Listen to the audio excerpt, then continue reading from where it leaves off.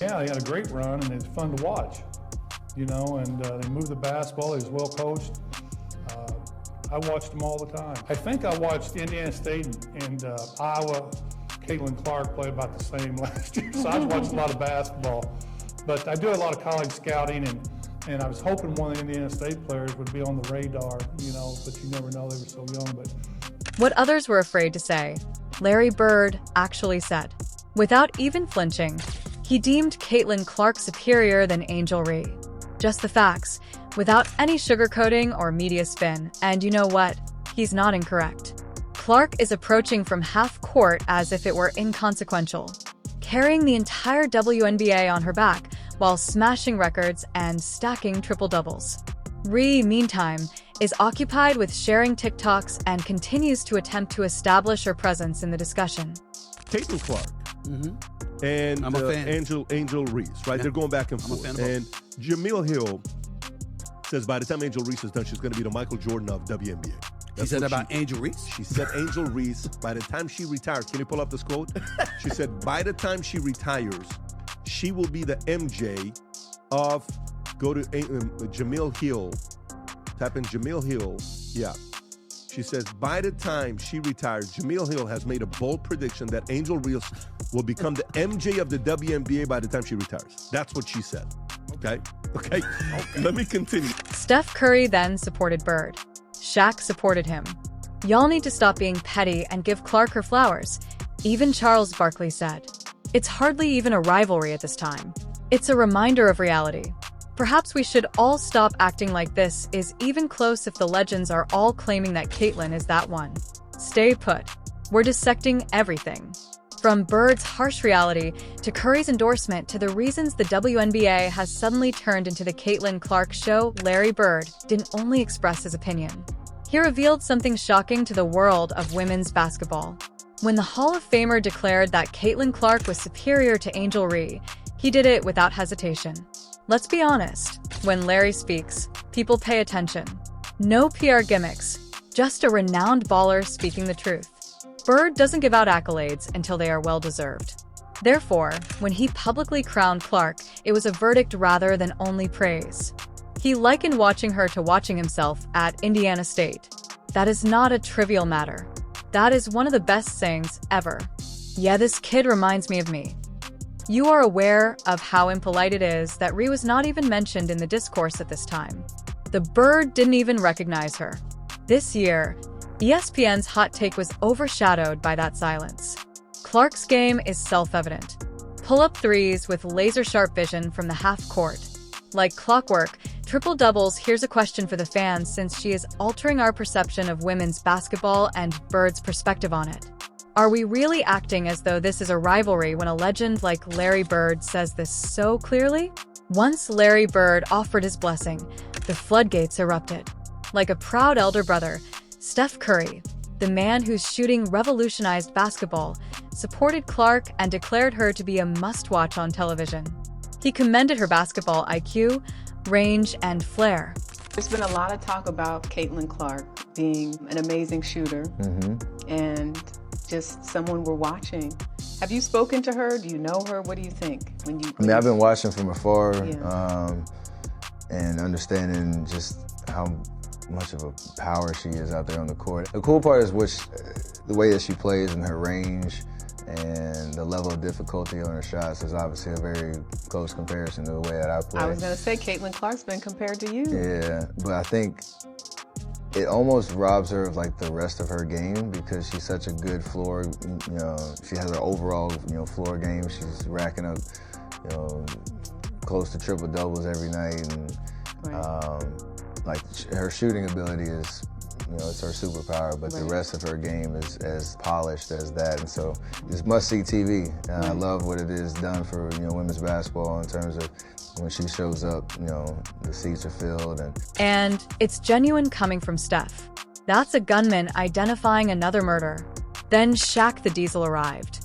He openly said that he was a hater at first and didn't trust the hype, but after seeing Clark destroy defenses from the logo, Shaq abruptly changed his mind and referred to her as a game changer. Charles Barkley, a future legend who never held back, criticized the league's pettiness and demanded that the players stop being sour and start giving Clark flowers. "Y'all being petty. She's the one bringing in the money," he remarked bluntly. You women out there, y'all petty, man. Hey, LeBron, you're 100% right on these girls hating on Caitlin Clark. Y'all petty, girls. I expect men to be petty because we're the most insecure group in the world. Oh, you are. Y'all should be thanking that girl for getting y'all ass private charters, all the money and visibility she bringing to the WNBA. Three legends, then. A Bird, Barkley, and Curry Shaq singing the same song when the greatest players in history are all riding for one player. Why are some still acting as though she hasn't earned it? They didn't simply mention Clark's name. They supported her as though she was already a Hall of Famer. The thing about Larry Bird is this. He is more concerned with heart hustle toughness than flash. His admiration for Caitlin Clark therefore strikes a different chord. Bird discussed how the best teammates are the ones who work hard every day and keep it genuine during practice. That's a T for Clark. She's diving for loose balls, directing plays, taking responsibility, and not just draining 30-foot threes. She is the type of athlete Bird would have cherished having on the court with her. The most telling aspect is that Bird never once brought up Angel Reese.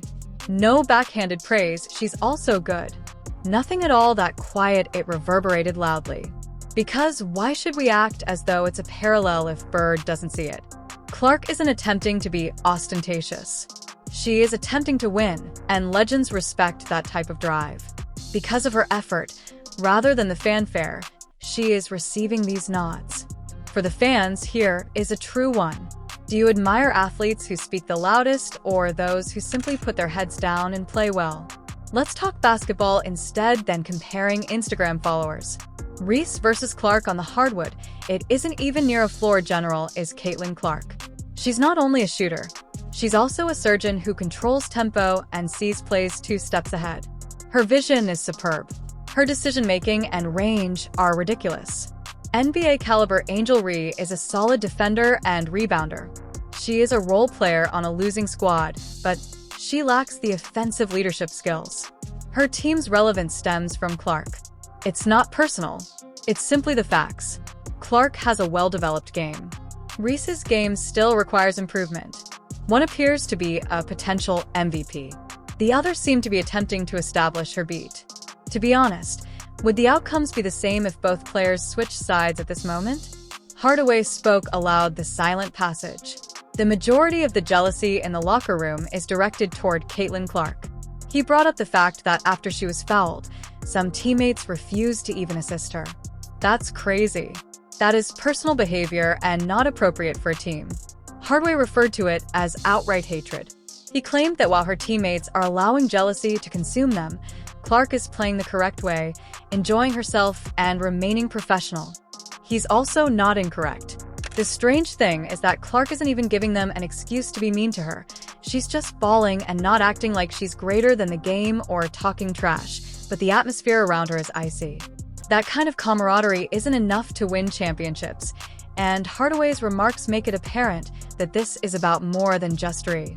It concerns a league that is ill-equipped to deal with a young talent who is rapidly rising to prominence.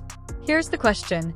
Should the league mature and embrace its superstar, or should Clark have to compromise herself to please others?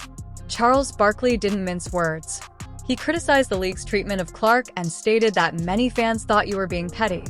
He claimed that jealously about Clark's status as the face of women's basketball and the person packing venues with endorsement deals is the root of the abuse she receives, not her skill.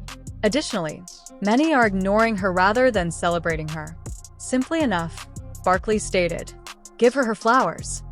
Because many of these games wouldn't even be broadcast on national television without Clark. The man who formerly fought MJ and Shaq is more interested in the facts than in your feelings. Furthermore, Clark is generating revenue for the WNBA and giving it significance. For you viewers, this is a genuine one. So why the hate? Do you want players that make the league better, or do you want everyone to be modest so that nobody's pride is hurt? Let's face it, the entire Clark versus Reese controversy has been exaggerated, and the media is primarily to blame. It's tiring how every foul, stare down, and post-game handshake has turned into a headline. The drama isn't even being heightened by Clark. The media needs a villain, but she's playing basketball. Thus, they continue to paint this picture as though we were witnessing a soap opera in real life.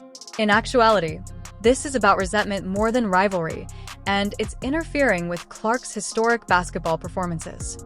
Reese continues to learn. That's the tale. Not who on Instagram unfollowed whom Bill Simmons even stated that. More harm than good is being done by the media. With a scoreboard, they are transforming the league into TMZ rather than creating it. Let's now turn it over to the audience. Who rolled their eyes in the post-game tunnel, or would you rather to hear about actual game statistics? Shaquille O'Neal, "I'll take down your entire franchise, mister," said that he didn't think Caitlin Clark's buzz was real.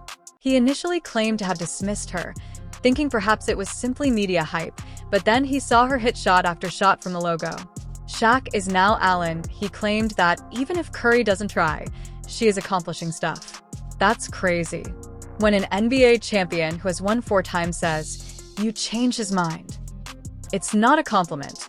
That is the height of respect, and Shaq has been the greatest. And now he's bringing up Clark in that discussion. It goes beyond the shooting. It's her bravado, swag, and game-controlling style. According to Shaq, it was like witnessing a generational talent show.